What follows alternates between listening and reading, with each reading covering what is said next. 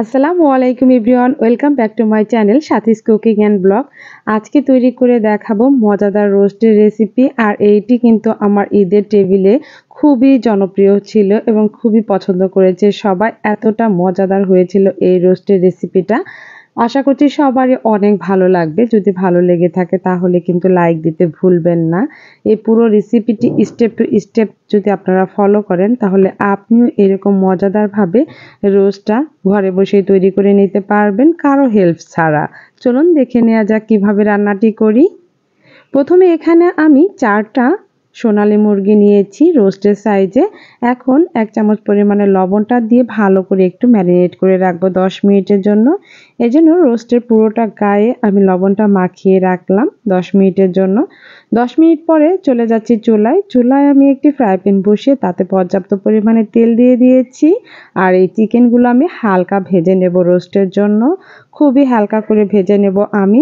অনেকেই দেখি অনেকটা লালচে করে ভেজে ফেলেন, এতে করে খুবই শক্ত হয়ে যায় উপরের অংশটা, আর বাচ্চারা খেতেও পারে না ভালো মতো। এজন্য আমি খুবই হালকা করে চিকেনগুলো ভেজে নিচ্ছি।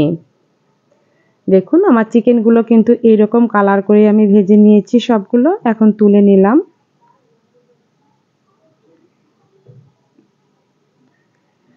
তুলে নিয়ে বাকি চিকেনগুলো এভাবে সেম প্রসেসে আমি ভেজে নিচ্ছি, হালকা হালকা করে ভেজে নিলাম। সবগুলো চিকেনে আমার ভাজা হয়ে গেছে।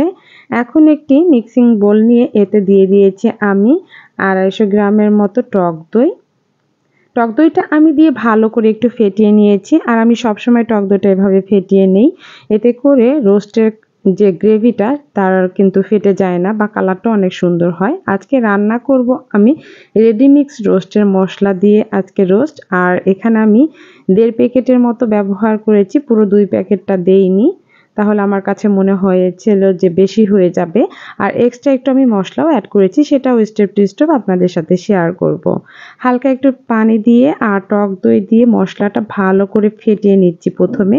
আর এইভাবে মশলাটা কিন্তু মাখিয়ে রাখলে পুরোপুরি টেস্টটা একবারে মনে হয় বাটা মশলার মতো। চুলায় একটি পাত্র বসিয়ে তাতে দিয়ে দিয়েছি 3টা এলাচ আর 3 টুকরো দারুচিনি। ভালো করে নেড়েচেড়ে ঘ্রাণ বের হলে তখন দিয়ে দেবো এখানে পেঁয়াজ কুচি। আর এখানে বড় 2টো সাইজের পেঁয়াজ কুচি দেওয়া আছে। এই পেঁয়াজগুলো নেড়েচেড়ে আমি এখন লাল লাল করে ভেজে নেব। পেঁয়াজগুলো লাল লাল করে ভেজে নিয়ে তাতে আমি আধা কাপ পরিমাণে পেঁয়াজ বাটাটা দিয়েছি। আর এইভাবে যদি পেঁয়াজটা একটু লাল করে ভেজে নিয়ে পেঁয়াজ বাটাটা দেন, এতে করে পেঁয়াজের কাঁচা গন্ধটাও বের হবে না আর অনেক বেশি টেস্টি হবে। তাই চেষ্টা করবেন ফার্স্টের দিকে একটু পেঁয়াজ লাল লাল করে ভেজে কাঁচা পেঁয়াজটা দেওয়ার জন্য। কাঁচা পেঁয়াজটা ভালো করে নেড়েচেড়ে আমি কাঁচা গন্ধ দূর করে এখানে আমি 2 টেবিল চামচ আদা ও রসুনের পেস্ট দিয়ে দিয়েছি। আদা রসুনটা দিয়েও ভালো করে আমি নেড়েচেড়ে আদা রসুনের গন্ধটাও দূর করে নিচ্ছি। সুন্দর করে পেঁয়াজ এবং আদা রসুনটা আমার ভাজা ভাজা হয়ে গেলে তখন আমি দিয়ে দিব যে মশলাটা আমি আগে থেকেই মেখে রেখেছিলাম।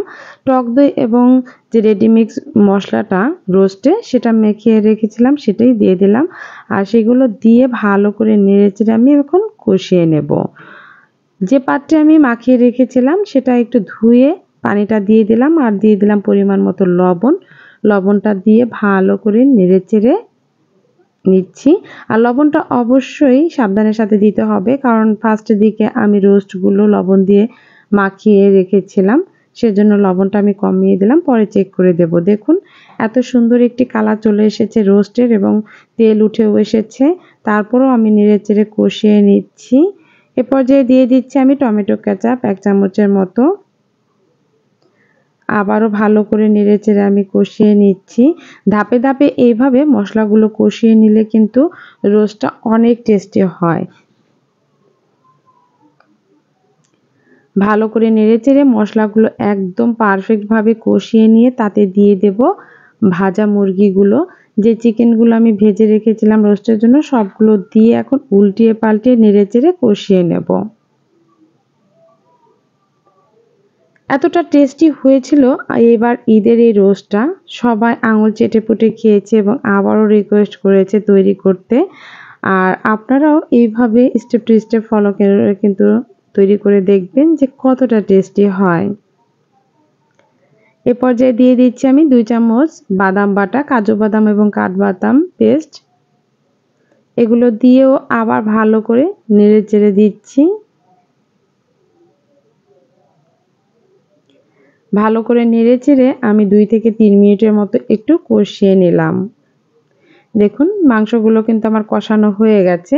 এখন আমি দিয়ে দিব লিকুইড দুধ, 250 গ্রামের মতো দুধ দিয়ে দিলাম। আর এই দুধটা দিয়েই কিন্তু আমি এই রোস্টটা রান্না করেছি। আপনারা চাইলে এ পর্যায়ে পানিটাও অ্যাড করতে পারেন। দিয়ে দেব কিছু আস্ত কাঁচামরিচ। দিয়ে দিলাম আর দিয়ে দেব 1 চামচ পরিমাণের কেওড়া জল। এটি সুগন্ধির জন্য, এটা আপনারা স্কিপ করতে পারেন। এ পর্যায়ে হালকা নেড়েচেড়ে আমি ঢাকনা দিয়ে ঢেকে একেবারে লো হিটে রান্না করব 5 মিনিটের মতো। 3 থেকে 4 মিনিট পরে ঢাকনা খুলে দিয়ে দিলাম উপর দিয়ে কিছু পেঁয়াজ বেরেস্তা। পেঁয়াজ বেরেস্তাটা দিয়ে ভালো করে একটু নেড়েচেড়ে নিচ্ছি। আলতো হাতে নেড়েচেড়ে নিলাম।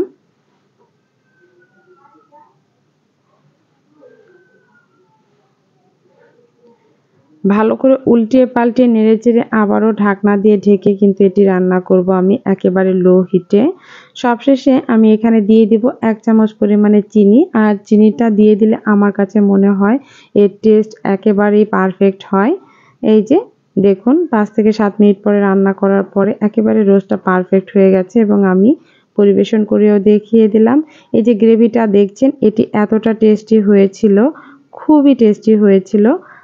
আশা করছি আজকের রেসিপিও আপনাদের খুবই ভালো লেগেছে। আর যদি ভালো লেগে থাকে তাহলে আমার চ্যানেলটি সাবস্ক্রাইব করে বেল আইকনে ক্লিক করে নোটিফিকেশনটি অন করে রাখবেন, যাতে করে সর্বপ্রথমে আমার ভিডিও আপনার কাছে পৌঁছাতে পারে। আর ভিডিওটি কেমন লাগলো তা অবশ্যই কিন্তু কমেন্ট করতে ভুলবেন না। সবাই ভালো থাকবেন, সুস্থ থাকবেন। আজকে এ পর্যন্তই, আবারও হাজির হয়ে যাব নতুন রেসিপি নিয়ে। আল্লাহ হাফিজ।